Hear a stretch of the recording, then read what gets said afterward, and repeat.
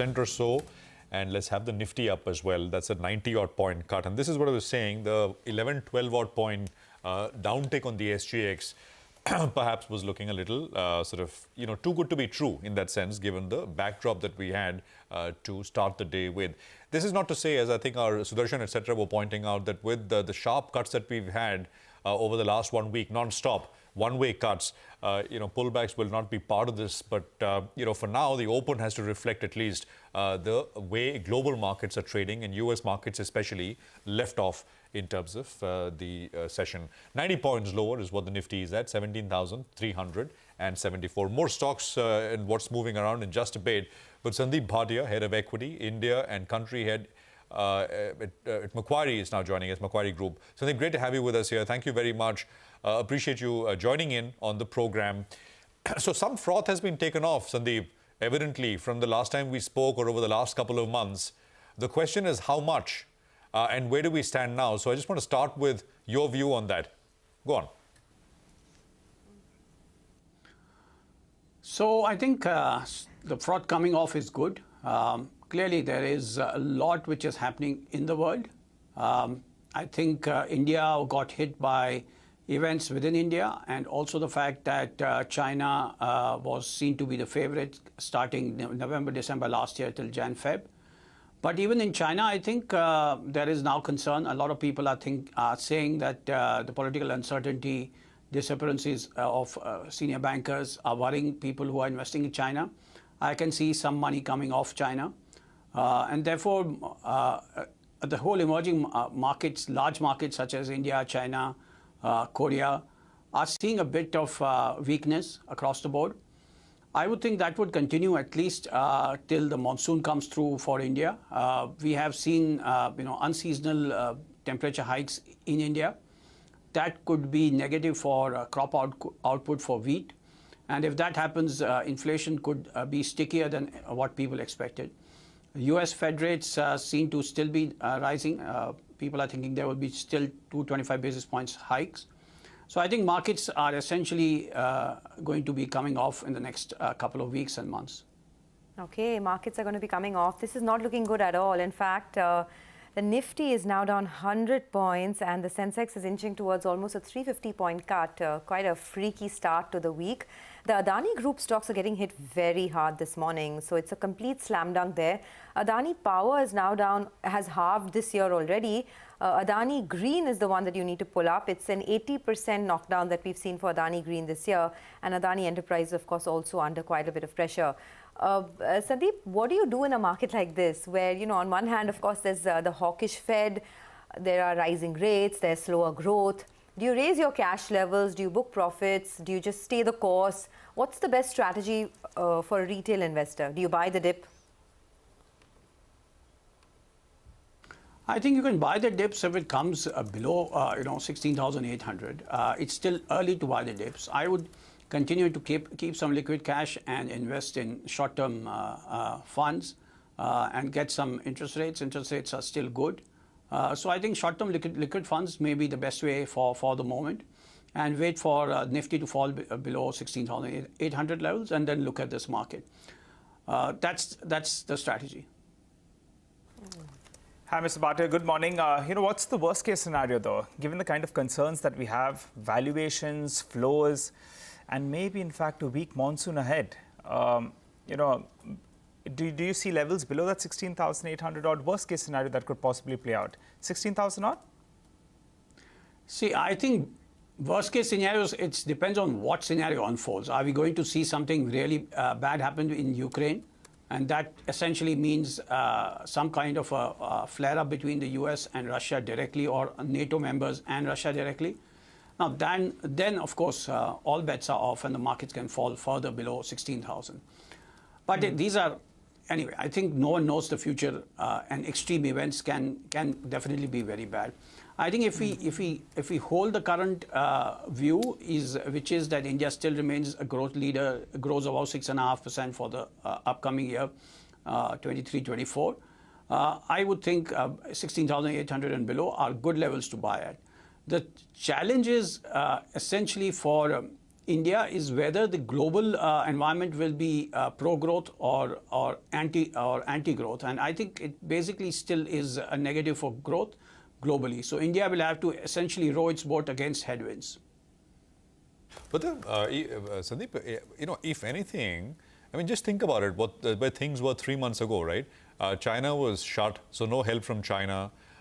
Even 2 months back, US was, people were predicting sharp, recession, sharp, slow, whatever, right?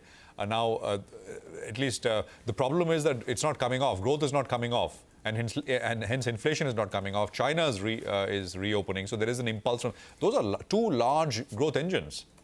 So. I'm just saying, I mean, is that such a big headwind? It's relative, right? I mean, incremental change, and the change has been a bit positive with regards to these two economies. Go on. So, our expectation was that US will not be as weak as most people thought. So we were actually looking at US still surprising on the upside, which is what has happened. What essentially is the real challenge is inflation. Now, inflation is being stickier for the Fed and for the world globally. It's a combination of events. It's what you just said, that global growth, especially China, has come through strongly. So I would think the headwinds that I've talked about are not about near-term headwinds, but in terms of a medium-term headwinds on growth globally. So what we are looking at is stagnation in developed markets, especially Europe, and also to some extent in the US, sticky inflation. So these are the headwinds which are not near-term, but would be sticky inflation for at least 12 to 18 months. Okay. By the way, this whole export piece has been under pressure for a while, right, Sandeep? And now we're getting notes about production cuts as steep as 25% for some of the two-wheeler exporters like Bajaj Auto. Of course, I reached out to the Bajaj Auto management and they said that, it's been happening for the last few months. This whole export piece has been weak, so production has been cut. But as an investor, would you stay away from all the export-related companies, not just in the auto space, but in general, because of the challenges there?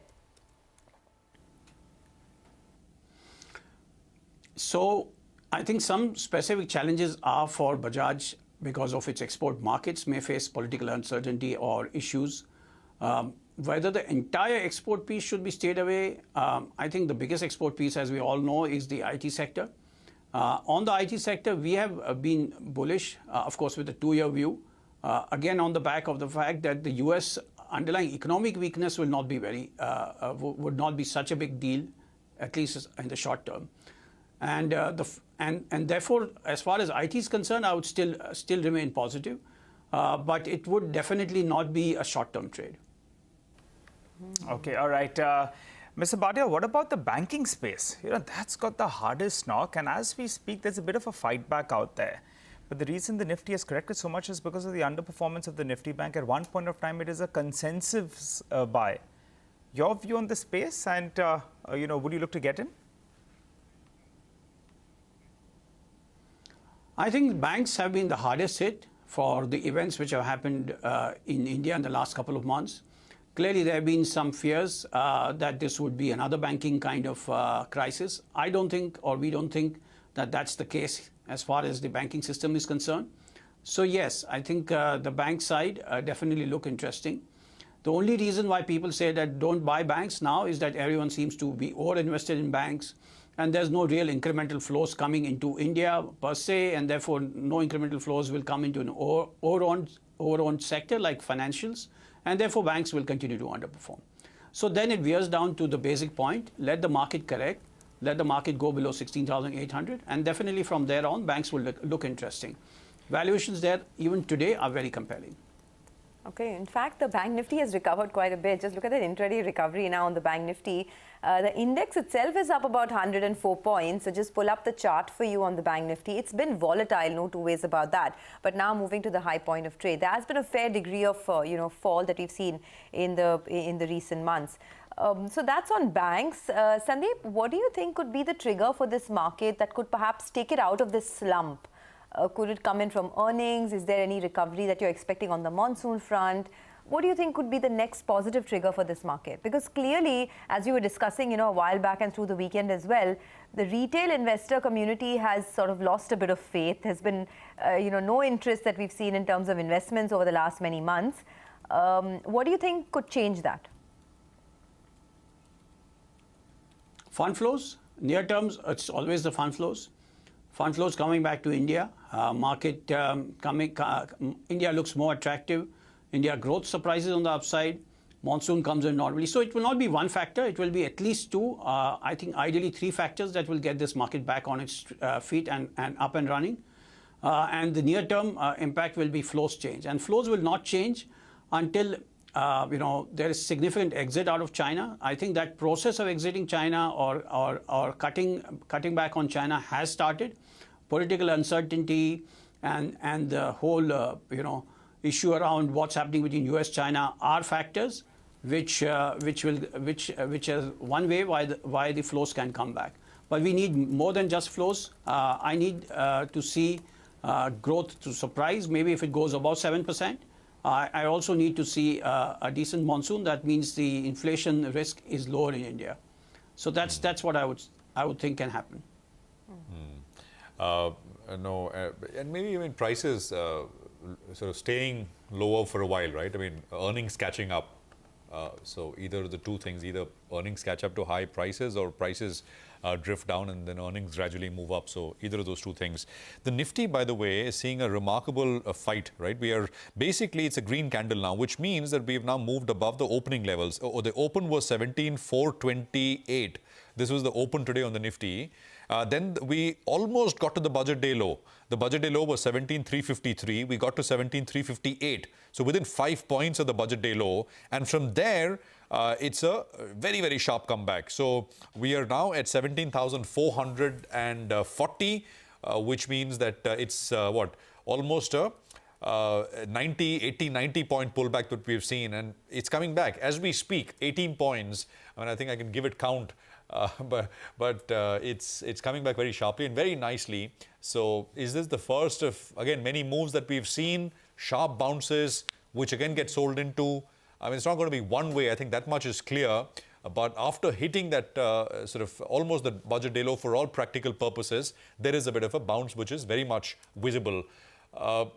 Sandeep, anything you're excited about as a theme? People that we've spoken with have, for example, brought up railway capex as an area which one should consider positively. Now, how you play it, which sort of segment of the railway value chain you want to be part of, is another matter. But just trying to understand, is there a pocket which you think will grow irrespective of what the rest of the market does?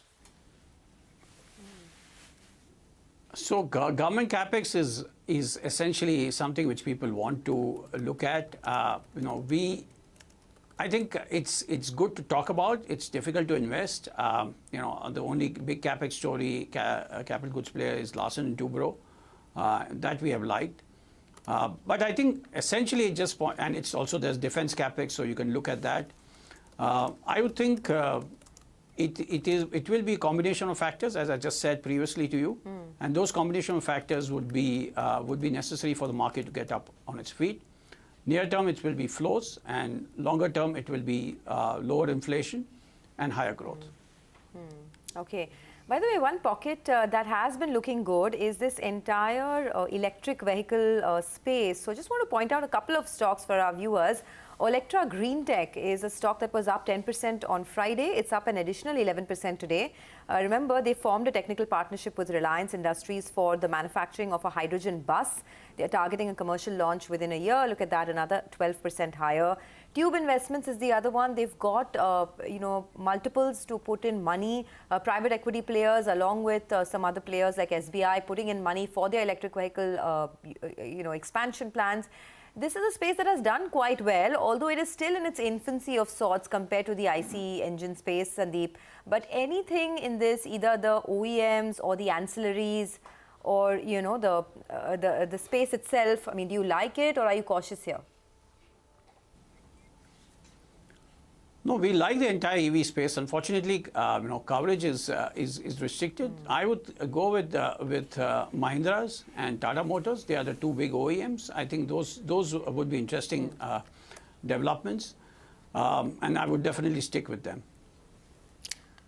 Okay, all right. We will leave it at that then. Thanks a lot, Sandeep, for joining in. Well, for now, the market is using all its might to recover and stay in the green. The Nifty is now down just about 30 odd points. A couple of